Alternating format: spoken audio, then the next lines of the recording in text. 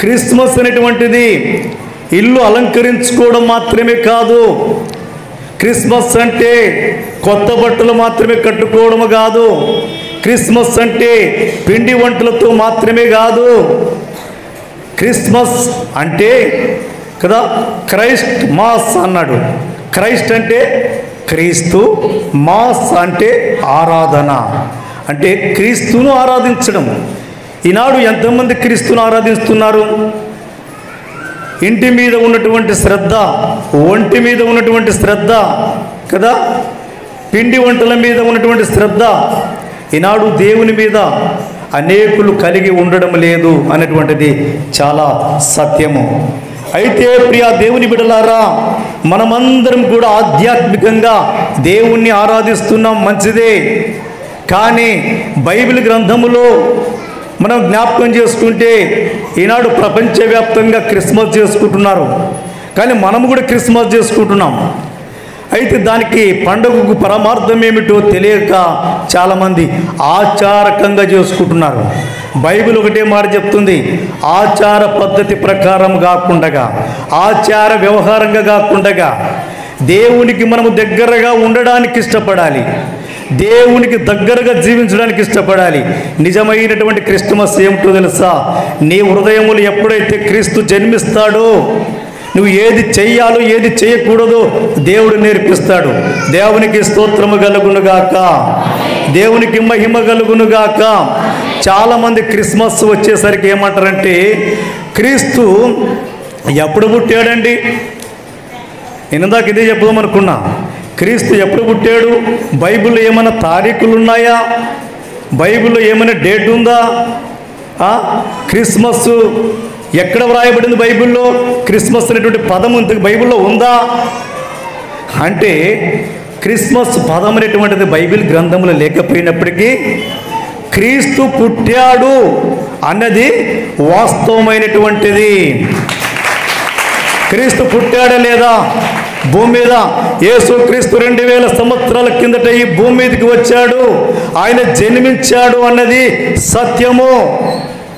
అంత మాత్రమే కాదు, క్రీస్తు జన్మించడమే కాదు, క్రీస్తు ఈ లోకములోనికి వచ్చి సమస్త మానవాళి కొరకు ఆయన మరణించాడన్నటువంటిది కూడా సత్యము.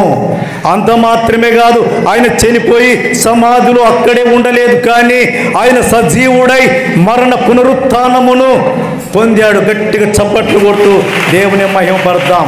దేవునికి స్తోత్రము కలుగునుగాక, దేవునికి మహిమ కలుగునుగాక. అందుకే లూకా భక్తుడు, వైద్యుడైనటువంటి లూకా తెలియజేస్తున్నాడు, ఈ రోజుల్లో చాలామంది అక్షరార్థాన్ని వెతుకుతున్నారు. అక్షరార్థాన్ని వెతుకుతున్నారు. ఎక్కడ రాయబడింది డేట్ చూపించండి. అక్షరార్థాన్ని తెలియజేస్తున్నారు. బైబిల్ గ్రంథం ఏం తెలియజేస్తుంది? లూకాసు వార్త 2వ అధ్యాయం 11వ వచనములో ఏమని వ్రాయబడి ఉంది? దావీదు పట్టణమందు నేడు రక్షకుడు మీ కొరకు పుట్టి ఉన్నాడు. వ్రాయబడి ఉందా లేదా? క్రీస్తు పుట్టాడని వ్రాయబడి ఉందా లేదా? ఎక్కడ పుట్టాడు? దావీదు పట్టణమందు నేడు రక్షకుడు మీ కొరకు పుట్టి ఉన్నాడు అని వ్రాయబడి ఉంది. యేసు క్రీస్తు పుట్టాడన్నది వాస్తవము. ఆ సత్యాన్ని గ్రహించలేకపోతున్నారు చాలామంది, ఆత్మీయ అర్థాన్ని గ్రహించలేకపోతున్నారు. ఈనాడు డేట్లతో, తారీఖులతో ఈనాడు చాలామంది కదా జీవితాల్లో మాత్రం ఆత్మీయత లేదు, కానీ తారీఖులు వెతికే వాళ్ళు ఉన్నారు, ప్రశ్నించే వాళ్ళు ఉన్నారు. ఈనాడు భ్రష్ట జీవితం కలిగి అనేకులు భ్రష్టులుగా బ్రతుకుతున్నారు. ఆత్మీయ జీవితం లేదే, బ్రతుకు దేవుని కొరకు ఇష్టం లేదే, దేవునికి దగ్గరగా బ్రతకడం లేదే. ఈనాడు క్రీస్తును ఆరాధించే వాళ్ళు, క్రీస్తు యొక్క సత్యాన్ని తెలుసుకునేటువంటి వారు ఎవరు కూడా మరి ఏ రీతిగా ప్రశ్నించేవారుగా ఉండరు. చాలామంది ప్రశ్నలతో కాలయాపన చేస్తూ ఉంటారు. బైబిల్ గ్రంథంలో ఒక మాట తెలియజేస్తుంది, ఎందుకంటే బైబిల్ అక్షరార్థముగా ఎప్పుడు కూడా నీవు గ్రహించకూడదు, ఆత్మీయ అర్థముతో గ్రహించాలి. దేవుడు బైబిల్ని ఎలా వ్రాయించాడో తెలుసా? పరిశుద్ధాత్మ ప్రేరణతో వ్రాయించాడు. గట్టిగా చప్పట్లు కొడుతూ దేవుని మహిమపడదాం. బైబిల్ను దేవుడు పరిశుద్ధాత్మ ద్వారా రాయించాడు. అందుకే పరిశుద్ధ గ్రంథంలో ఒక మాట వ్రాయబడి ఉంది, చూద్దామా? రెండవ కొరింథీయులకు రాసిన పత్రిక, కొరింథీయులకు రాసిన రెండవ పత్రిక 3వ అధ్యాయము 6వ లేఖన భాగం చదవండి. అక్కడ వ్రాయబడినటువంటి మాట ఏమిటంటే, ఆయనే మమ్మలను క్రొత్త నిబంధనకు అనగా అక్షరమునకు, ఆయనే మమ్మలను క్రొత్త నిబంధనకు అనగా అక్షరమునకు కాదు కానీ ఇక్కడ ఏమని వ్రాయబడి ఉంది? ఆయనే మమ్మల్ని క్రొత్త నిబంధన కనగా అక్షరమునకు కాదు అని తెలియజేస్తున్నాడు. మనలందరినీ కూడా దేనికి పిలిచాడు? అక్షరమును వెతకడానికా? ఇలా ఉందో లేదో, ఆ డేట్లు ఉన్నాయో లేదో, అలా ఉందో లేదో అని కాదు, ఆత్మీయతను కలిగి బైబిల్ చదవాలని తెలియజేస్తున్నాడు. పరిశుద్ధాత్మలు రాయాలంటే ఈ బైబిల్ గ్రంథం అంతా కూడా పట్టదండి, ఈ భూమి కూడా తక్కువవుతుందంట. ఇక్కడ బైబిల్ గ్రంథం ఏం తెలియజేస్తుంది? మేము అక్షరమునకు కాదు ఆత్మకే సేవకులమని తెలియజేస్తున్నాడు. అందుకే ఇక్కడ అంటున్నాడు, కొత్త నిబంధనకు అనగా అక్షరమునకు కాదు కానీ ఆత్మకే పరిచారకులమై, ఆ ఆత్మకే పరిచారకులమవుటకు మాకు సామర్థ్యం కలిగించి ఉన్నాడు. అక్షరము సంపూర్ణ కానీ ఆత్మ జీవింపజేయను. గట్టిగా చప్పట్లు కొడుతూ దేవుని మయపడతాం. ఈ రోజుల్లో ఎక్కడ ఉంది ఆ మాట? ఎక్కడ ఉంది? ఇది ఎలా ఉంది, అలా ఉంది అని ప్రశ్నించే వాళ్ళు ప్రశ్నలతో జీవితాలు గడుపుకొని వాళ్ళు భ్రష్టులైపోయి ఎక్కడికి వెళ్ళిపోతారు? నిత్య నరకాగ్నిలోకి వెళ్ళిపోతారు. అక్షరం ఏం చేస్తుందట? చంపుతుంది. ఆత్మ మనిషిని ఏం చేస్తుంది? జీవింపజేస్తుంది. ఆత్మ సిద్ధమైతే దేవుని సత్యాన్ని గ్రహిస్తావు. క్రీస్తు నీ కొరకు భూమి మీద పుట్టాడా లేదా? నీ కొరకు చనిపోయాడా లేదా? నీ కొరకై పునరుత్థానుడై తిరిగి లేచాడా లేదా? ఎందుకు డేటు రాయించలేడు? పరిశుద్ధాత్మనికి తెలుసు, ఈ భూమి మీద ఎవరికి తెలియదు. కానీ కొన్ని తారీఖుల ప్రకారం క్రీస్తు యొక్క జననాన్ని లెక్కిస్తూ ఉన్నారు. ఏది ఏమైనప్పటికీ అక్కడ తారీఖు ఉంటేనే మనం మాట్లాడాలి, తారీఖు లేకపోతే మనం మాట్లాడవలసిన అవసరం లేదు.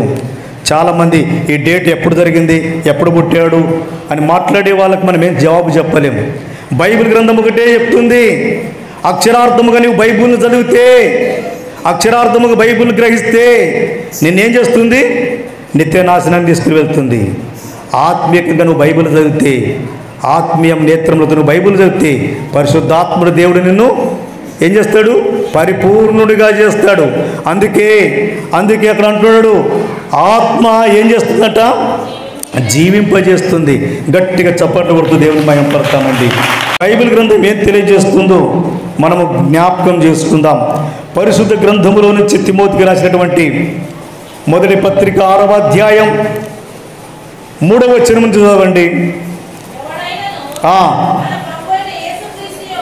ఇక్కడ వ్రాయబడి ఉంది, ఎవడైనను మన ప్రభు అయినటువంటి యేసుక్రీస్తు యొక్క హితవాక్యములను, ఇక్కడ బాగా గమనించాలి.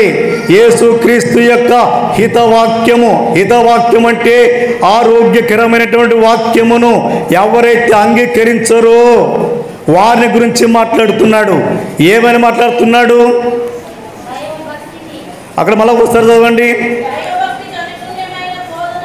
దైవభక్తికి అనుకూలమైనటువంటి బోధను అంగీకరింపక భిన్నమైనటువంటి బోధల వైపు ఎవరైతే ఉపదేశిస్తారో వాడు ఏమీ ఎరగడు. అక్కడ ఆగండి. ఏమని తెలియజేస్తున్నాడు? యేసుక్రీస్తు యొక్క బోధను కాకుండా, యేసుక్రీస్తు యొక్క ఆరోగ్యకరమైనటువంటి బోధన కాక వేరే బోధను ప్రకటించేవారు ఉన్నారు, ప్రశ్నించేవారు ఉన్నారు. అందుకే హితవాక్యములను అంగీకరించక వేరే బోధనలు అనుసరించేవారు వాళ్ళు ఎలాంటి వాళ్ళంట? ఏమి ఎరగనటువంటి మూర్ఖులు. అందుకే వారు ఏమి ఎరగరు అని వ్రాయబడి ఉంది. ఇంకా వారు ఏం చేస్తారంట? తర్కములను గురించి, అమ్మ పిల్లలు జాగ్రత్త పెట్టుకోండి, తర్కములను గూర్చియు ఏం చేస్తారంట? తర్కములను పెట్టుకుంటారంట, వాదోపవాదములు పెట్టుకుంటారంట. రండి, ఆ మాట ఎక్కడ వ్రాయబడి ఉంది, ఇది ఎలా ఉంది, అది ఎక్కడ ఉంది అని తర్కవాదములు పెట్టుకునేవారు ఉన్నారు, వాదోపవాదములు పెట్టుకునేవారు ఉన్నారు. ఇంకా వ్యర్థముగా ప్రయాసపడుతున్నారు. వాళ్ళ యొక్క జీవితంలో ఏమైనా దేవుని ప్రేమ ఉందా, ఆత్మీయత ఉందా, భక్తి ఉందా, ఇంతకు దేవుని దగ్గర మోకరించడం తత్వం ఉందా? ఆత్మీయ స్థితి సరిగా లేదు కానీ ప్రశ్నలు మాత్రం దండిగా ఉన్నాయి. భక్తి జీవితం లేదు కానీ భ్రష్టత్వం ఉంది, మూర్ఖత్వం ఉంది. ఈనాడు మూర్ఖులుగా బ్రతుకుతున్నారు. బైబిల్ గ్రంథం అదే హెచ్చరిస్తుంది. అపోస్తలుడు పౌలు తిమోతికి తెలియజేస్తున్న మాటలు ఇవి. అందుకే మీరు జ్ఞాపకం చేసుకున్నారా? ఎవరైనా క్రీస్తు బోధ కాకుండా, హితకరమైనటువంటి బోధలు కాకుండా వేరే బోధలు చేస్తే వాడు వ్యతిరేకి దేవునికి, వాడు ఏమి ఎరగనటువంటి వాడు, వాడు వాదోపవాదములు పెట్టుకుంటాడు, వ్యతిరేకంగా మాట్లాడతాడు, తర్కవాదముల చేత నిలిచి ఉంటాడు. అట్టివాడు ఏమి ఎరగడు, వాడు ఊకే వదరబోతుగా ఉన్నాడు అని వాక్యం సెలవిస్తుంది. ఇంకా వాడు ఏమవుతాడంట? గర్వాంధుడు. వానికి ఒక అక్షరం రాదు కానీ వాడు ఏం చేస్తాడు? గర్వాంధుడు. అదొక్క మాట మోసుకొని వచ్చినాడు కదా. ఏ మాట?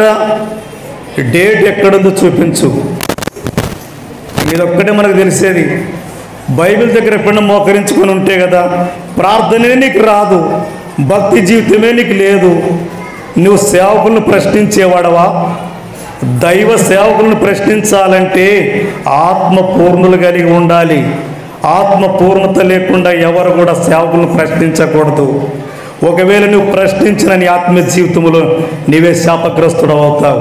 తెలిసి తెలియని జ్ఞానముతో, తెలిసి తెలియని మూర్ఖత్వముతో నువ్వు ప్రశ్నిస్తున్నావంటే నీకు ఏమీ తెలియదు అని బైబిల్ గ్రంథం తెలియజేస్తుంది. చాలా జాగ్రత్త. ఇంకా ఏమైనా వ్రాయబడి ఉంది? వీటి మూలముగా ఏమొస్తావంట? ఏమొస్తావంట అన్నా? ఏ వీటి మూలముగా ఏమొస్తుందంట? తర్కవాదం వలన ఏమొస్తావంట? అసూయ వస్తుంది, కలహములు వస్తాయి. ఏమొస్తాయి? కలహములు వస్తాయి, దూషణలు వస్తాయి, దురభిమానములు వస్తాయి. ఇంకా ఏమొస్తాయంట? చెడిపోయినటువంటి మనస్సు అంట. ఎంత చూడండి, నిజంగా దేవుని భక్తి కలిగి నన్ను ప్రశ్నించు, వాదించు, తర్కవాదం కూడా చేయి. నీకు భక్తే లేనప్పుడు నువ్వు నన్ను ప్రశ్నించే హక్కు నీకు లేదు. నిజంగా నువ్వు దైవ ప్రేమ కలిగి, దైవత్వం కలిగి, దేవుని దగ్గర నిజంగా నువ్వు భక్తి గల వాడవైతే నన్ను నాతో ప్రశ్నించు, నాతో మాట్లాడు, నేను కూడా మాట్లాడతా. మమ్మల్ని ఊకనే మేము సేవకు రాలేదు, దేవుడు మమ్మల్ని పూర్ణులుగా చేసిన తర్వాత సేవకు వచ్చాము. థియాలజికల్ కాలేజీలో తరబేదు పొంది వాక్యమును అభ్యసించి సంవత్సరాల తరబడి వాక్యములో ఉండి ఆ తర్వాత మీకు ఆత్మీయంగా వాక్యమును బోధించడానికి మేము వచ్చాము. ఈ రోజుల్లో నువ్వు 4 శిశువులు కళ్ళు దాగొచ్చి కదా, కళ్ళు దాగి వచ్చి నువ్వు నాతో మాట్లాడితే శాపగ్రస్తుడు అయిపోతావు. ఇంకా దేవునికి వాక్యం ఏమంటుంది? నువ్వు తర్కవాదములు చేస్తే అసూయ వస్తుంది, ద్వేషములు వస్తాయి, గర్వాంధుడవైపోతావు.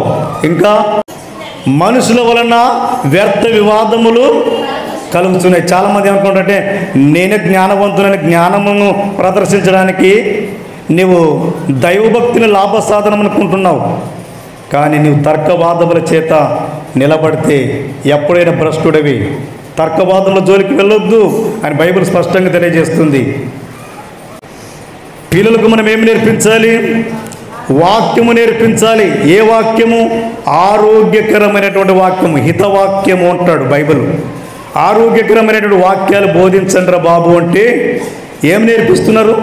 డిస్కో డ్యాన్సులు నేర్పిస్తున్నారు, బ్రేక్ డ్యాన్సులు నేర్పిస్తున్నారు, రికార్డు డ్యాన్సులు నేర్పిస్తున్నారు. ఇవేనా క్రైస్తవం యొక్క లక్షణం? క్రిస్మస్ అంటే ఇది కాదు. క్రిస్మస్ అంటే క్రీస్తును ఆరాధించండి. ఎలా ఆరాధించాలో బైబిల్ స్పష్టంగా తెలియజేస్తుంది. యోహాను సువార్త 4వ అధ్యాయం 24వ వచనములో తండ్రిని ఆరాధించేవారు ఆత్మతోనూ సత్యముతోనూ ఆరాధించాలి అని బైబిల్ చెప్తుంది. తండ్రిని ఆరాధించేవారు ఆత్మతోనూ సత్యముతోనూ ఆరాధించాలి అని బైబిల్ చెప్తుంటే మనం ఏం చేస్తున్నాం? మన పిల్లలను తప్పుడు దోవలు పట్టిస్తున్నాం. వాక్యములో ఎదగనివ్వడం లేదు, మనము కూడా ఎదగడం లేదు. మనం ఎదిగితేనే కదా మన పిల్లలు ఎదిగేది. అందుకే పిల్లలకు ఆధ్యాత్మికమైనటువంటి సత్యాలను మాత్రం బోధించాలి. అమ్మ వినండి, మీ పిల్లల్ని ఇప్పటి నుంచే చిన్న ఉన్నప్పటి నుంచే వాక్యములో పెంచండి, వాక్యపు వెలుగులో నడిపించండి, సత్యములో నడిపించండి. మీ పిల్లలకు మంచి మాటలను వాక్యం ద్వారా నేర్పించండి. ఇది మీ పిల్లలకు మీరు చేయాలి. క్రిస్మస్ రాగానే సంబరాల పండగ అంటే ఇంక వచ్చింది, అంబరం వచ్చింది, సంబరం వచ్చిందని ఈనాడు రికార్డ్ డ్యాన్సులు వేస్తున్నారు. రికార్డ్ డ్యాన్సులు ఎవరు వేస్తారు చెప్పండి? ఊర్లోకి ఎవరు వేస్తారు? రికార్డ్ డ్యాన్సులు వేస్తారు ఎవరు వేస్తారు? ఎవరు? ఏదో చిల్లర పైసల కోసం వచ్చేటోళ్ళు, వాళ్ళు వేషధారణ ప్రదర్శించే వాళ్ళు వేస్తారు. క్రైస్తవుడు అలా కాదు. ఏం నేర్పించాలో పిల్లలకు? తండ్రిని ఏ విధంగా ఆరాధించాలో నేర్పించాలా. సంఘ పెద్దలు కూడా వినాలి. తండ్రిని ఏ విధంగా ఆరాధించాలో పిల్లలకి నేర్పించమని సండే స్కూల్ టీచర్లకు హెచ్చరించాలి. నేను కూడా తెలియజేస్తున్న సండే స్కూల్ టీచర్లు కూడా పిల్లలకు నేర్పించవలసినటువంటి పద్ధతి ఒకటి. తండ్రిని నువ్వు పరిచయం చేయకపోతే, తండ్రిని ఆరాధించే విధానం నేర్పించకపోతే పిల్లలు చెడిపోతారు. ఈ రోజుల్లో వాట్సాప్లో మనం చూస్తున్నాం. వాట్సాప్లో చూస్తే తల్లి పిల్లవాని దగ్గర నుంచి చెల్లు లాక్కుందంట. లాక్కున్నప్పుడు వాడు ఏం చేశాడు? ఆ దాంట్లో గేమ్స్ ఆడుతున్నాడంట. ఆ గేమ్స్కి అట్రాక్ట్ అయిపోయి వాడు ఏం చేశాడు? తల్లి నిద్రించున్నప్పుడు నా చెల్లు గుంజుకుంటావా అని చెప్పి నిద్రిస్తున్న సమయంలో కత్తి తీసుకొని గొంతు ముఖం అంతా కోసిపారేశాడు. అందుకే మనం సరైన విధానంలో మన పిల్లల్ని పెంచడం లేదు. అందుకే పిల్లలు దారి తప్పిపోతున్నారు. ఈ పొద్దు రికార్డ్ డ్యాన్సులు నడిపిస్తావు, వాడు రేపు పెరిగి పెద్ద అయిన తర్వాత డిస్కో డ్యాన్సులు, డీజే డ్యాన్సులు వేస్తాడు. అందుకే చాలామంది పెళ్ళిళ్ళ దగ్గర డీజేలు పెట్టొద్దంటే బాబు అంటే డీజేలు పెడతారు. వినండి, సిగ్గుచేటు క్రైస్తవులకు. చాలామంది హార్ట్ పేషెంట్లు ఉన్నారు, గుండె సంబంధితమైనటువంటి వ్యాధుల చేత బాధపడుతున్నారు. ఆ డీజే, ఆ డ్రమ్స్ శబ్దానికి ఓసారి గుండె కూడా ఆగిపోయే పరిస్థితులు ఉన్నాయి. అందుకే క్రైస్తవులారా, డీజేలు ఎప్పటి పరిస్థితుల్లో క్రైస్తవులు పెట్టకూడదు. త్రాగుడు, జూదము ఇవన్నీ వాటితో సమానము. తెలుసా? ఈ రోజుల్లో తాగి తందనాలాడుతున్నారు, డీజేల దగ్గర డ్యాన్సులు వేస్తున్నారు. ఏమన్నంటే ఏమంటారు అన్నాడు, దావీదు కూడా నాట్యం ఆడాడు అంటాడు. దావీదుకు పోలుస్తారు. ఎక్కడి నుంచి ఎక్కడ పోలుస్తారు కదా? మనం చేసేది తప్పు, మళ్ళీ దావీదు దగ్గరికి వెళ్ళిపోతారు. దావీదు తంబుర చేత పట్టుకున్నాడు, సితార చేత పట్టుకున్నాడు. దావీదు నాట్యం ఆడాడంటే దావీదు ఆత్మస్థితి కలిగిన వాడు. దావీదుకి ఎప్పుడు పోల్చుకోవద్దండి. ఈనాడు మనం అనుకుంటాం మనం క్రిస్మస్ పాటలకే డ్యాన్సులు వేస్తున్నాం అనుకుంటారు. కాదు, ఈనాడు క్రిస్మస్ పాటలంతా మిక్సింగ్ అయిపోయాయి. ఈనాడు డీజే లాగా వచ్చేసాయి. అందుకే ప్రియా దేవుని బిడ్డలారా, ఆత్మీయంగా మనం ఆలోచన చేసి మన పిల్లలకు మనం ఏం నేర్పించాలో కూడా ఈనాడు జ్ఞాపకం చేసుకోవాలి. అందుకే పరిశుద్ధ గ్రంథములో ఒక మాట జ్ఞాపకం చేసుకుందాం. మత్తయి సువార్త 8వ అధ్యాయం 20వ వచనం. మత్తయి సువార్త 8వ అధ్యాయం 20వ వచనం.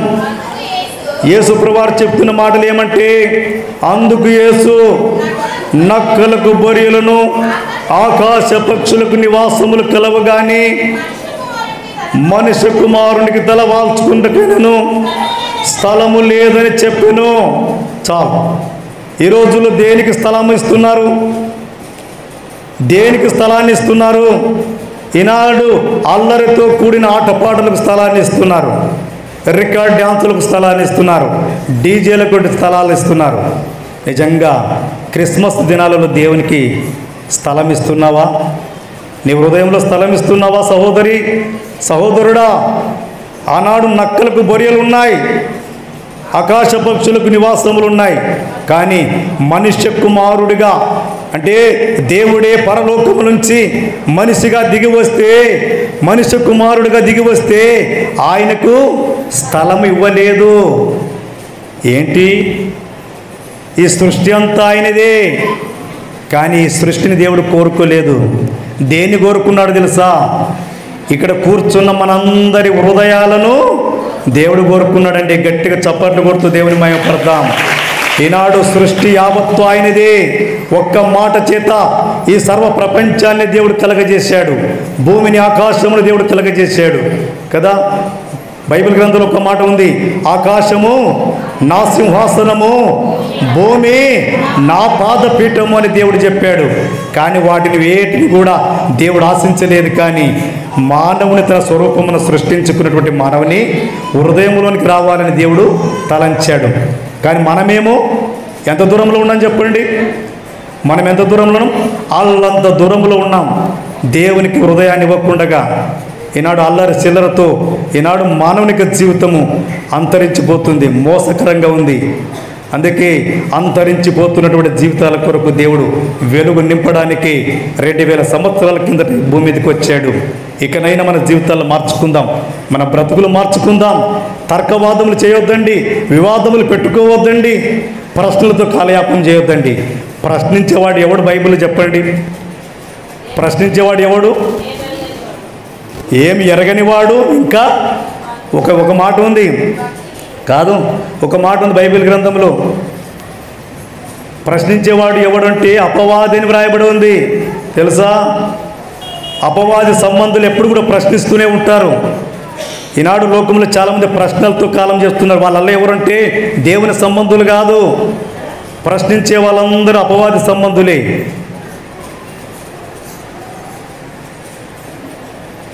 అందుకే ప్రియా సహోదరుడా, సహోదరి, ఈ రోజుల్లో నీ ఆత్మీయ స్థితి ఎలా ఉందో ఒకసారి గమనించి, నీ హృదయం దగ్గరగా ఉందా? ఒకవేళ క్రిస్మస్ను కొంతమంది చేయాలంటారు, కొంతమంది వద్దంటారు కదా. క్రిస్మస్ చేయకూడదు, ఎందుకు చేయాలి? క్రిస్మస్ చేయకూడదండి అని కొంతమంది, ఎక్కడ డేట్ వ్రాయబడిందని కొంతమంది కదా. అయితే నేను ఒకటే మాట చెప్తున్నా, క్రిస్మస్ చేయాలా చేయకూడదంటే ఒకటే మాట చెప్తున్నా, పండగనటువంటిది కదా. ప్రతి దినము కూడా మన హృదయంలో చేయాలి. ఎలా చేయాలంట? ఫిలిప్పీలకు రాసిన పత్రిక 4వ అధ్యాయం 4వ వచనంలో అంటాడు, పండగ ఎలా చేయాలో తెలియజేస్తున్నాడు అక్కడ. ఎల్లప్పుడూ ప్రభువునందు ఆనందించుడి, మరలా చెప్పుదును ఆనందించుడి. ఏమంటే ఇక్కడ ఫిలిప్పీ పత్రికలు తెలియజేస్తుడు, ఎల్లప్పుడు కూడా మీరు ఆనందించు. ఒక పండగ నాడు మాత్రం ఆనందించేది కాదు క్రిస్మస్ అంటే. క్రీస్తు నీ కొరకు పుట్టాడంటే, క్రీస్తు నీ కొరకు నా కొరకు పుట్టాడంటే మనం ఏం చేయాలంట? ప్రతి నిత్యము కూడా క్రీస్తులో ఆరాధించాలి. ఇదే నిజమైనటువంటి క్రిస్మస్. ఈ రోజుల్లో దేవునికి దగ్గరగా జీవించడమే నిజమైన క్రిస్మస్. నీ హృదయంలోనికి క్రీస్తును ఆహ్వానించడమే నిజమైనటువంటి క్రిస్మస్. ఈ రోజుల్లో దేవునికి అలా స్థలం ఇవ్వడం లేదు కాబట్టి దేవుడు బాధపడుతున్నాడు. ఇంకా సిలువ వేస్తున్నారు. అందుకే డ్యాన్సులు వేయొద్దండి. మరలా చెప్తున్నా, ఎవరైనా పిల్లలు నేర్చుకునే వాళ్ళు ఉంటే బంధుగండి.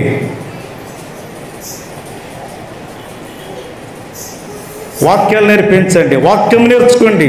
వారు పెరిగి పెద్దవారైన తర్వాత మంచి ఆత్మీయ స్థితి కలిగి ఉంటారు. అందుకే నక్కలకు, బొరియలను, ఆకాశ పక్షులకు నివాసములు కలవగాని మనిషి కుమారునికి తల వాల్చుకురుటకి నేను స్థలము లేదు అని ఇందుని గురించి చెప్తున్నాడు. అందుకే మన హృదయములో దేవునికి చోటు ఇవ్వకపోతే ఇంకా ఎప్పుడు కూడా నీవు చోటు ఇవ్వలేవు. నువ్వు వెళ్తావు, నిత్య నరకాగ్నిలోకి వెళ్ళిపోతావు. అందుకే తర్కవాదముల చేత నీ జీవితాన్ని కాలయాపన చేసుకుంటూ నీ జీవితాలు ముగించుకోవద్దని బైబిల్ గ్రంథం తెలియజేస్తుంది.